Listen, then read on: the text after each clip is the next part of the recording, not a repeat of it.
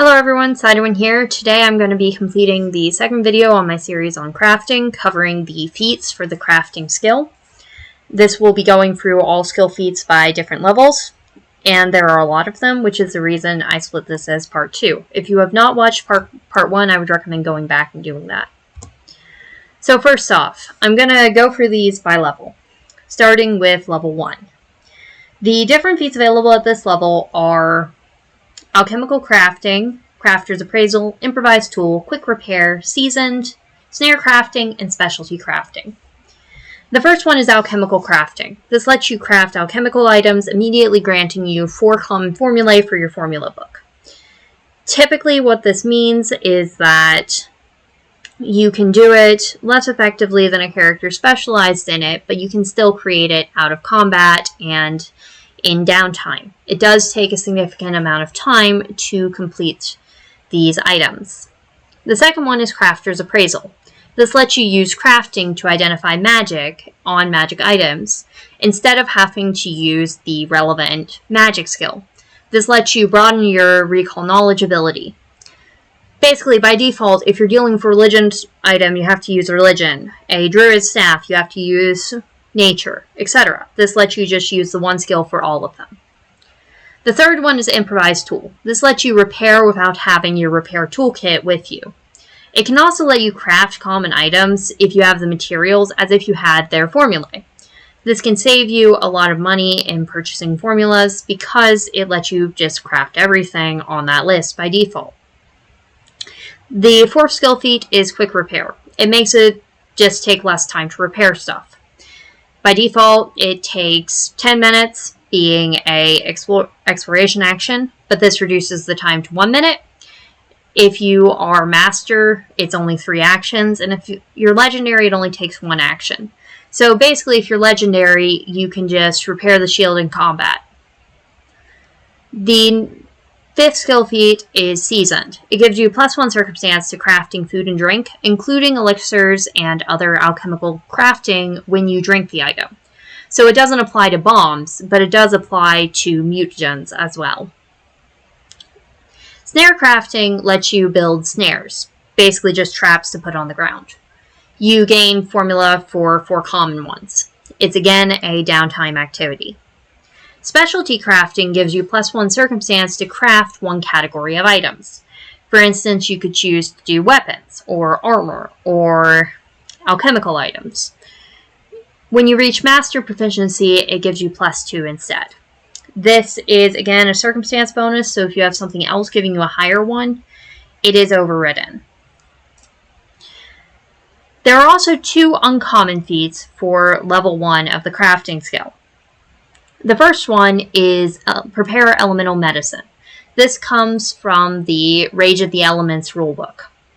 The way it works is it lets you use a healer's kit and natural medicines to basically treat various afflictions.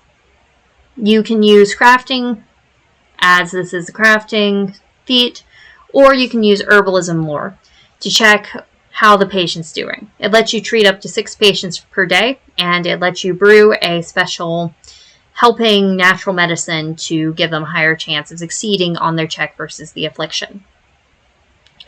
On a critical success, it gives +2 versus the affliction. On a success, it gives +1. Failure, there's no effect, and on a critical failure, the recipient has -1 on their check. The second one is Vicious Critique. It's from another Adventure Path type book. The way it works is it lets you examine a vendor's wares, and it then lets you freak them out by basically calling them out on any little nitpicky perfection or imperfection you can find. So it can also, it basically just makes it so that your intimidation check is higher degree of success. So on a critical success, a intimidation success is actually a crit success. On a crit fail, it's only a fail. When you succeed, it upgrades a success to a critical success, but does not modify crit fails. And then a failure or crit failure makes it less likely that you succeed on your intimidation. The level 2 feats let you continue building your ability. All except one of them requires expert proficiency in the skill, which you can first get at level 3. The first one is communal crafting. It lets you craft with an ally to reduce raw material cost, as would be given by the earn income table. The second one is inventor. It lets you create a formula, inventing it during downtime, working just like a crafting check. So if you can't find a certain formula, you can use this to do it. With the GM's permission, it can also let you get uncommon or rare formulae without finding them out in the wild. The third skill feat is magical crafting. This lets you craft magical items, and you get 4 formulae for items of level less than or equal to 2.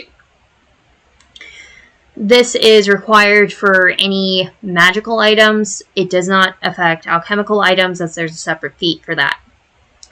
The fourth skill feat at level 2 is Tattoo Artist. This only requires trained proficiency, unlike the other 3, and it lets you craft magical and non-magical tattoos. You immediately gain formulae for 4 common of 2nd level or lower, or you get higher level ones if you take this feat at higher level, and it gives you a bonus to crafting tattoos. Most of these give like a once a day bonus or something similar if they're magical. This does mean that magical crafting does not necessarily work for magical tattoos. However, at the same time, taking the magic tattoo feat does not let you do magical crafting. At level 2, there are also multiple uncommon skill feats. The first one is cooperative crafting, and all of these require expert proficiency. The way this works is if an ally aids you and critical fails on the check, then you do not take a penalty. Additionally, you can craft items of level +1 when you're working with a second ally. However, if one fails, both crit fail. On successes, you reduce the crafting time required. And again, it unlocks higher level items.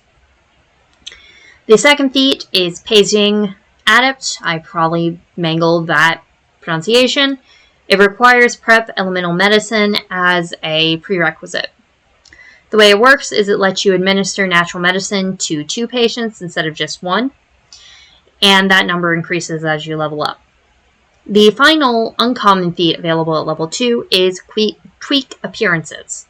It lets you spend 1 minute adjusting a certain person's clothing, hair, or anything, so that when they talk to a target audience, they gain +1 circumstance bonus. So for instance, if you're going to talk to a fancy noble, you help them dress up nice and otherwise make themselves look worthy of talking to such a high-ranked person, giving them that bonus.